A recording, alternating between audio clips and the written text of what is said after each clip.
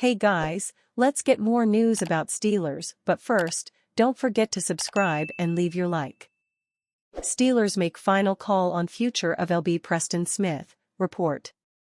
ESPN's Adam Schefter reported the Pittsburgh Steelers released edge rusher Preston Smith on February 14. The Pittsburgh Steelers have made their final decision on edge rusher Preston Smith. ESPN's Adam Schefter reported on February 14 that the Steelers have released Smith. The Steelers acquired the veteran edge rusher from the Green Bay Packers at the NFL trade deadline on November 5. Adam Schefter: Steelers have released LB Preston Smith, whom they acquired before the trade deadline from the Green Bay Packers. Smith posted 2 sacks with 13 combined tackles, including 3 tackles for loss in 8 regular season games with the Steelers. He also had 2 quarterback hits and a fumble recovery. Smith was inactive for the Steelers' playoff matchup versus the Baltimore Ravens. Pittsburgh releasing Smith doesn't come as a shock at all. Bleacher Report's Alex Ballantyne wrote on January 20 that Smith was destined for free agency this offseason. That's because with his release, the Steelers cleared all of his $13.4 million salary for the 2025 season. The team won't have any dead money as the result of his release. Smith was a nice depth edge rusher for the Steelers to end the 2024 campaign. But $13.4 million was going to be too much to spend on a backup defender next season. With the move, the Steelers jumped to 14th in salary cap space according to Spotrac. The team has a little more than $43.1 million in cap space as of February 15. In 10 NFL seasons, Smith has posted 70.5 sacks. He has also registered 443 combined tackles, including 74 for loss, 157 quarterback hits and 10 forced fumbles. Furthermore, he's had 27 pass defenses and 5 interceptions. His best statistical season came in 2019 when he had 12 sacks, 11 tackles for loss and 23 quarterback hits. Smith started 88 games for the Packers from 2019 to 24. He began his career as a 2015 second-round pick for the then Washington Redskins. He started 50 of 64 contests with Washington from 2015 to 18.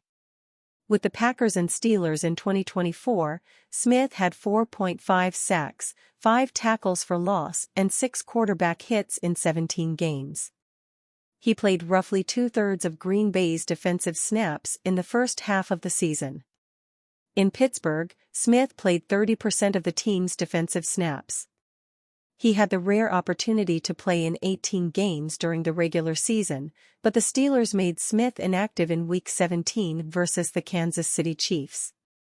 With the release of Smith, the Steelers lost some valuable edge rushing depth.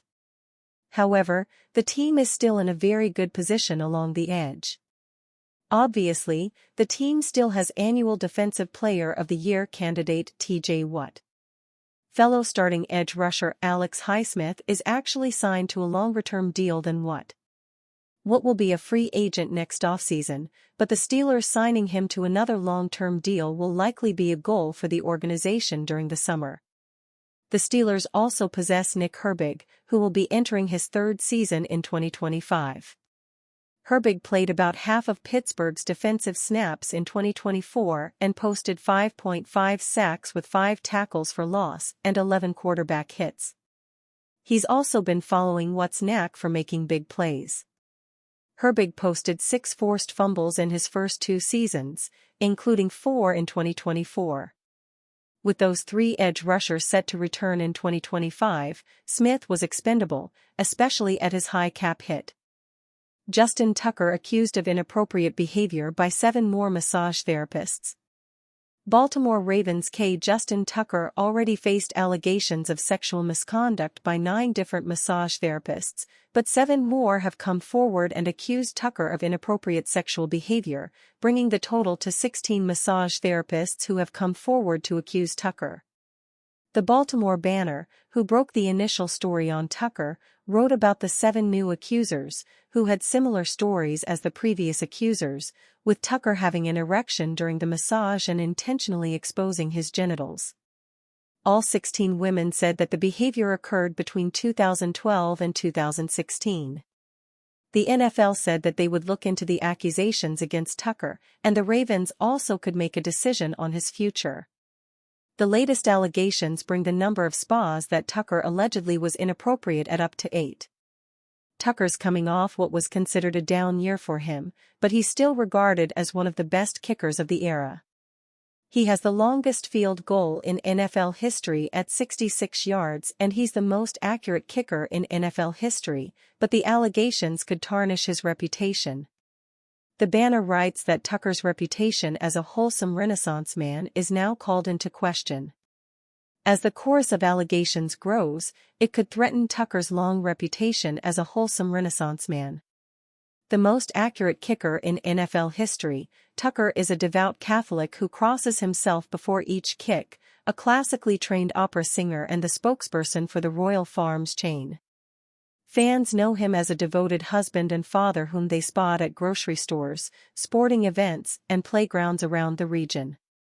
There's little doubt that Ravens head coach John Harbaugh and general manager Eric DeCosta will be asked about the allegations against Tucker the next time they speak, which should be at the NFL Combine at the end of the month.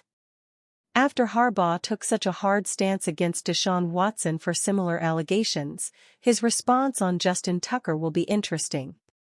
Watson was suspended 11 games and fined $5 million for the NFL after over 24 women accused him of sexual misconduct during massages. With that precedent set, if the NFL finds that Tucker is guilty of what he's accused of doing, he could be looking at a suspension that knocks him out for over half the season if he remains in Baltimore. Insider reveals alarming fact about Pittsburgh Steelers star trade target. With Deeboo Samuel available for trade, the Pittsburgh Steelers have to at least consider him as a target. Samuel is a talented player, but is coming off his worst season in quite some time, putting up just 640 yards and battling a calf injury for much of the season. There might be a direct cause for those struggles, though.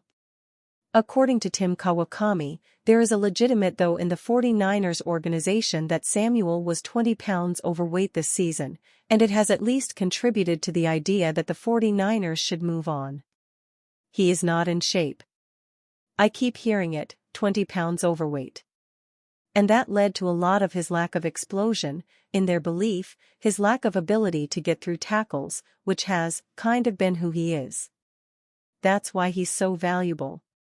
It's not because he's outrunning people, Kawakami said. Samuel is known for his yards after catch ability, and that was still part of his game. He did not have the top gear to turn some of the plays he may have turned into touchdowns in the past, but 439 of his 640 yards were after the catch, showcasing that he has not lost his fastball in that area.